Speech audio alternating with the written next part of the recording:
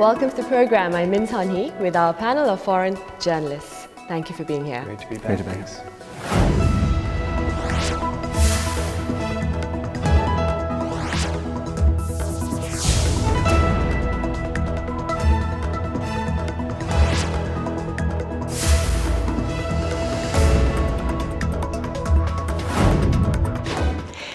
Summer is here and many are talking about taking refuge from the blistering heat by traveling to the seaside. What are some of the more popular vacation spots in your country, Matt? Well, obviously in America, people go to the beach because it's very hot. But I would put in a pitch for Los Angeles, of course. I hear it has a pretty decent newspaper, has great weather, good Korean food. Right. What about in Japan, Koichi? Yeah, we also have both beach and mountains, but I recommend my hometown Kumamoto because they have a volcano called Mount Aso, and you can enjoy just horseback riding and hiking and golf. And after that, we can enjoy the cozy hot spring. It's really relaxing. I see. Global leaders are slated to meet in Germany later this week to discuss the future course of the world's economy and more. In this edition of Foreign Correspondents, we take a look at the upcoming G20 Summit. Meeting of the world's top 20 nations will take place during the G20 Summit on July 7th to the 8th in Hamburg, Germany. This year's G20 Summit will include the existing G20 nations and 7 guest nations, including the Netherlands and Norway. Germany, the chair nation this year, has set building resilience, improving sustainability and assuming responsibility as the priorities of the 2017 G20 Summit. These 3 priority goals include strengthening trade and investment cooperation among countries, expanding employment, utilizing digital technology, improving women's rights, and the refugee crisis. Meanwhile, this year's G20 Summit will be a meaningful event for President Moon Jae-in as it marks his first multilateral summit. 독일 함부르크에서 7월 7일, 8일 양일간 개최되는 G20 정상회의에 대통령께서 참석할 예정입니다.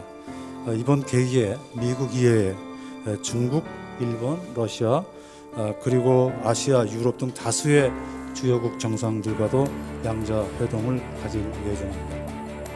At the meeting, President Moon will discuss key policies of the new government, such as job creation and environmentally friendly energy. He will also discuss international cooperation on climate change and the will to support free trade. With the heads of the world's major nations gathering, talks among the world leaders will also be held actively. Back in May, President Moon claimed that he will meet with China's Xi Jinping during the G20 Summit. 7월 달에 G20 회의가 독일에서 있는데 그때도 정상 간의 회담이 이루어질 수 있을 것 같고 또 수교 25주년 즈음에서 At the meeting with Chinese President Xi Jinping, President Moon will ask for the halt of China's reprisal for the THAAD deployment and for China to play a greater role in resolving the North Korea issue. There is also a great deal of interest in the talks between President Moon and Japanese Prime Minister Shinzo Abe.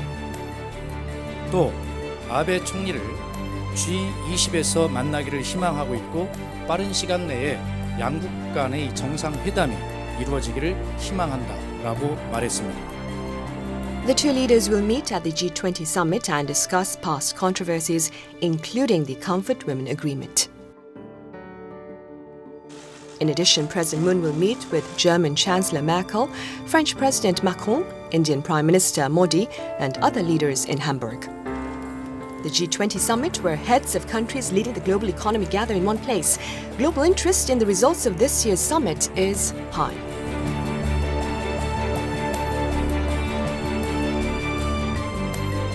Frank, did you cover the G20 Summit in Seoul in the year 2010? Yes, I did in 2010, and I remember a lot of security and fencing and stuff around the whole G20 and just the size of the affair. There was a massive hall just for the press. There must have been hundreds of press there.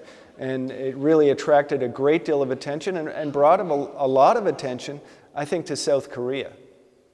In a recent meeting in Brussels of NATO leaders, the US leader caused quite a stir after footage of what appears to be a shove by him of the Montenegrin Prime Minister. Have you seen any other amusing, perhaps, instance at these large gatherings? Yeah, you see them from time to time. Generally, they're very scripted affairs where people know where they're supposed to stand and things. But I do remember a meeting of global leaders, George W. Bush, in the instance where he walked behind Angela Merkel and tried to be relaxed and massaged her shoulders, and the horrified look on her face. And I think those are the kind of images, however harmless maybe he was trying to be, that leaders want to avoid at these kind of global settings. Right. If you had the opportunity, which you do, Koichi, of covering the G20 Summit, I assume you're going to be covering the Japanese Prime Minister Shinzo Abe closely. Actually, 6 or 7 reporters goes to Hamburg. So my part is chasing President Moon.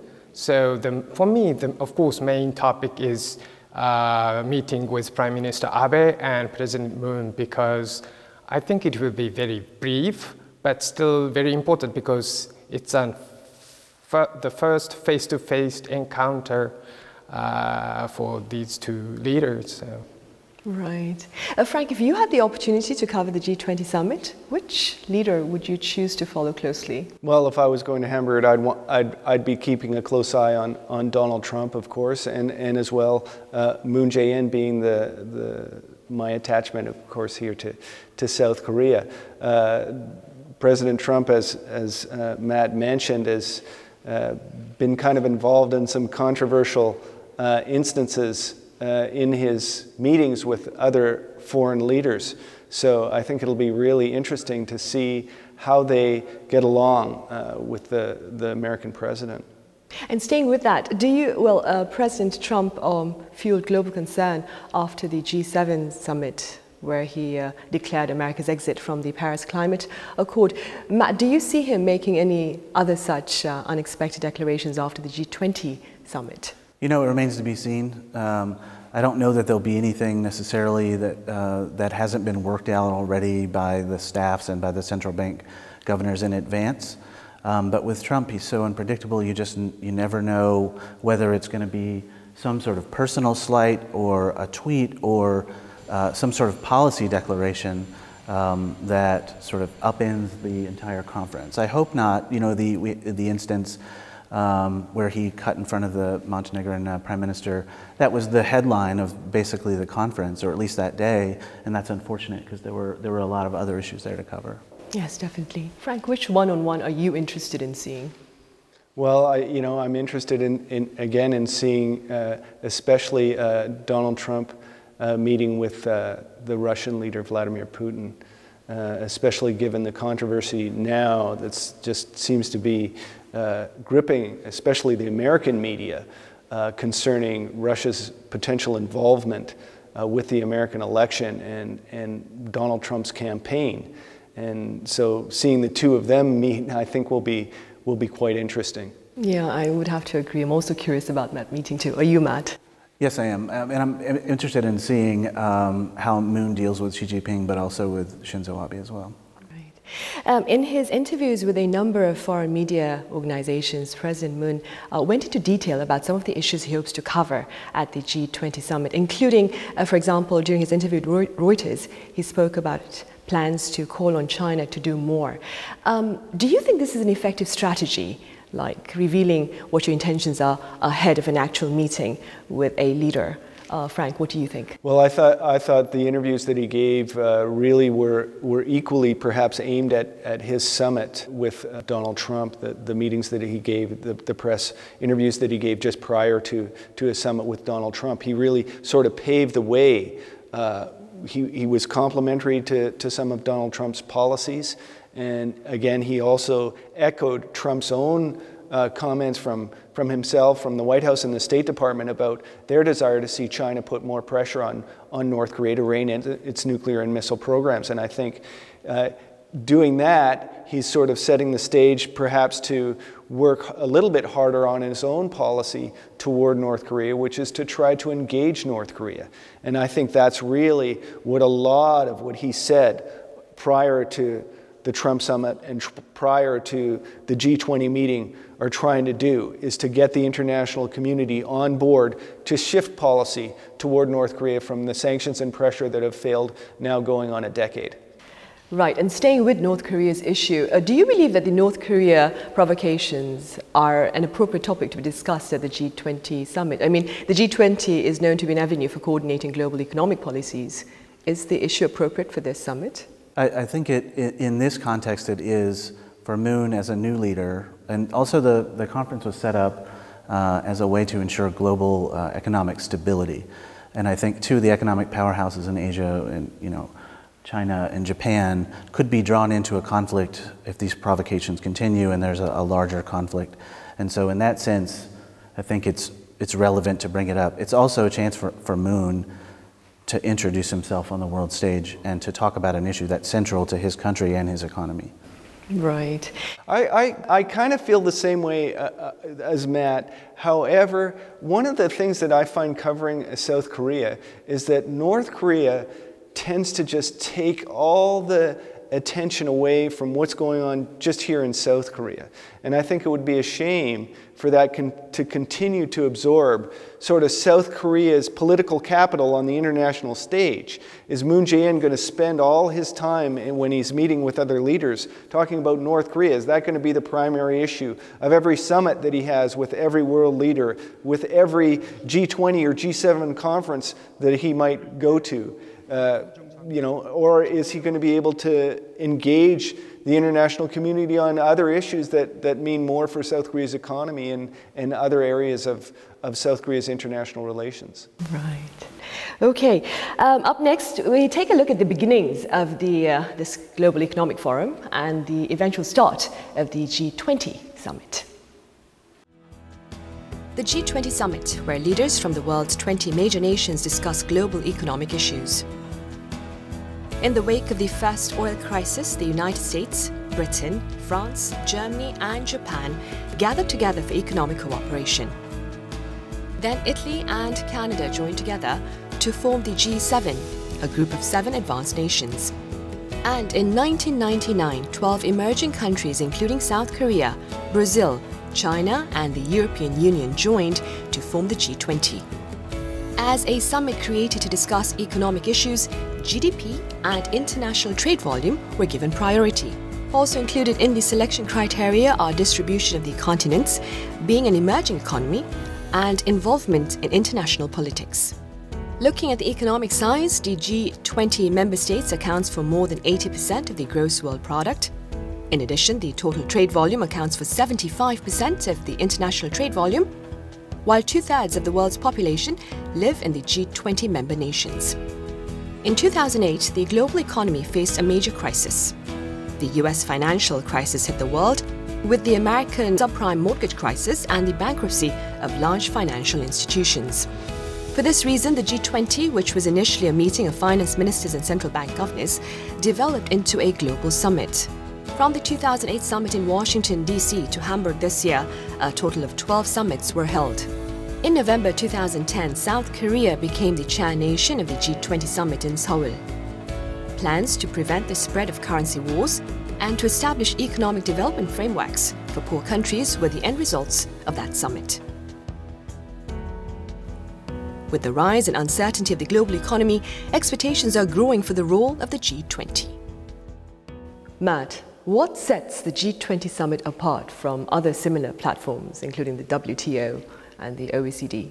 Well, so this one includes 20 countries, and so often you see the meetings like the G7 where these sort of mid-level economic countries don't get included. This one also includes central bankers, so I think that makes it unique as well. And there are a rolling series of meetings throughout the year just to set policy before all the leaders get on the stage, and that we'll see, make for sort of a coherent presentation of what these leaders are deciding to put out in a joint statement. During the G7 summit, the US Treasury Secretary claimed that America reserves a right to be protectionist. How do these words fit into the bigger picture of the G20 summit's hopes of ensuring a shared sense of prosperity and financial stability around the world, Frank? I think it's somewhat problematic, especially with President Donald Trump and his platform of America First and wearing a ball cap with America First written on it, and some of his behavior toward international leaders upon meeting them. The era of American unilateralism is over, and President Obama seemed to recognize that. Donald Trump doesn't recognize that. And, you know, I wouldn't blame the other G20 leaders for wearing hats that said, you know, America 21st or America last, and had buzzers in their hands for when they shook his hand. The behavior of the American president so far, and that kind of attitude that the United States has some right to be the exception, I think is a relic. And the United States and its president needs to recognize that we live in a different world today, and I think the G20 represents that. One of the things that I would like to see with the G20 or organizations like that is that they reach across the developmental divide to other countries that aren't so well off. And you see that a little bit in this G20. It's including some smaller, less, you know, economically developed African countries, and I think that's a good move. Now, aside from the good intentions of the G20, there have also been a few criticism, with some saying that the topics discussed are too broad or too abstract. Koichi, what are your thoughts about this? I understand that kind of criticism, but still, you know, the G20 has includes China, India, Brazil, and so in this current status, the world is so divided in different fractions. So wrapping up some kind of statement with US, China, Russia, India, has some meaning. So I think it's important, yeah. And talking about those statements by the G20 summit, how much of an impact do you suppose they have on the global economy, Matt? Well, I think they have a reassuring effect on markets and on central banks around the world. I'm not so sure what effect they have on sort of affecting the society or making people feel better about the economy. I think that trickles down to people. I don't have any non-journalist friends, for example, that are going to be absorbing the coverage of the G20. I think a lot of the work that's done at the G20 is done, as Matt mentioned ahead of time, by the actual bureaucrats that are developing, you know, the more intricate subtleties of policy in agreement with their counterparts from other country. And the G20 itself, the meeting of the leaders, is really a little bit more symbolic. Right. Is there any other issue that you believe should be discussed at the G20 summit that has not been addressed, perhaps? Well, I think one would be global terrorism, and you know, one of the problems with a summit or meeting of this type is that you're going to have a lot of disagreement between the countries, the more contentious the issues that you discuss. And terrorism is definitely one of those issues, especially given some of the conflicts going on around the world today in Yemen and Syria and the whole crisis. So, you know, but that's one issue that I would say is left off the agenda for a reason, because you're just going to get so much disagreement regarding it. It would be good to see perhaps more cooperation and coordination between the G20 on this issue, but again, because of their different political positions regarding certain conflicts, that would be tough. And also, I hope them to keep on discussing climate change, even though President Trump's opposed. Yeah. Right, me too. Given the conditions here in Korea, also the air pollution, not quite good. And we talked about this before. And staying with Korea, does Korea have the prerequisites to join the G20 summit, do you think, both economically and socially, Matt? Well, I don't know, but I mean, socially, I think economically, there's no question that they deserve a place there. They're the fourth largest economy in Asia. I think the 11th largest economy in the world. Every country in the world buys Korean products. Especially in Asia, a lot of people have raw materials processed here. A lot of the countries that are at the G20 can't say that. So I think Korea absolutely deserves a place at the table. I think one of the things about Korea that I find quite interesting is that it has taken such a trajectory of development. So if you look back several decades, you're going to see an entirely different Korea, a relatively poor, undeveloped country, and what you have now is quite an advanced country. And so its membership in these global organizations, I think, can serve a unique purpose in terms of encouraging and fostering and sharing their own development experience with other countries that maybe are less developed or undeveloped. And South Korea can help those countries and provide another example of how that can be done. Is there any country that you believe should be a member of the G20 but has yet to join the entity, Matt? I can't think of one. I feel like obviously the largest countries are represented, and then there are some that move in and out. It's a pretty large group of countries. A pretty significant portion of the sort of global output is represented, but you guys might disagree. Well, this gets to whether you really need a G20 or not, and if it's fair to the other countries that are not members of the group.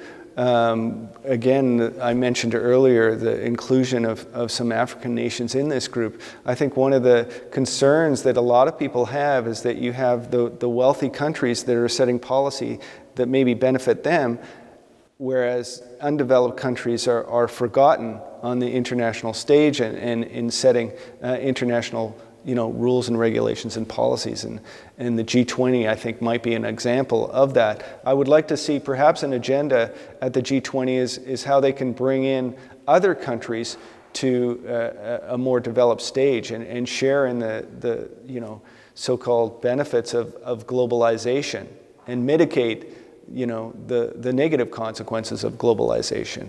Right. Now, my last question I will direct to all of you. What do you see for the future for the G20 Summit? Do you see it gaining greater ground in the future, or perhaps, like Frank mentioned, maybe provide the less developed countries with an opportunity to share their thoughts on the global platform? We'll start with you, Matt. I think that remains to be seen. It will depend in some ways whether we see unpredictable actions by leaders like Trump that undermine the legitimacy of the purpose of the event. We saw at the G7 Trump's making comments that cause tension, and if he does things at the G20 that sort of undermine the spirit of comedy of the meeting, we could see some changes in the future. Koichi, what are your thoughts about the future of the G20? But still, it's quite important because all the important countries' leaders get together. It's like, for me, it's like a sport event. Just we're seeing how these leaders behave in front of all the big media, and it's a huge test for these leaders to show their capability. And the G20 is one of the most important such sports events. So in that sense, it will keep on that's importance, I think. Frank?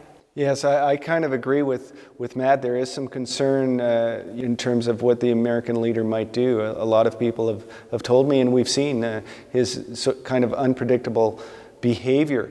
I wouldn't want to see it diminish the importance and some of the good work that can be done through the G20 and the United Nations as well. And we might need to see the leaders of other countries maybe rally together to bring the United States a little bit more in line. So the concept of a G19, tossing that out to the American public with the concern, with the understanding that it's the US that's going to be excluded, might be recommended.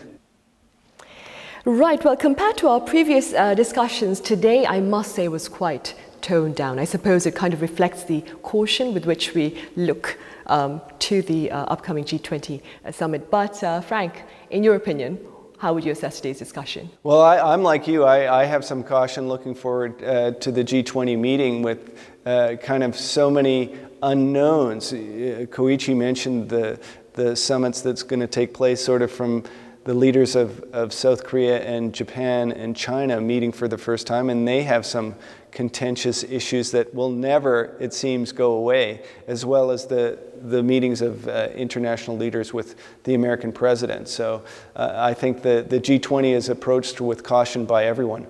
Right.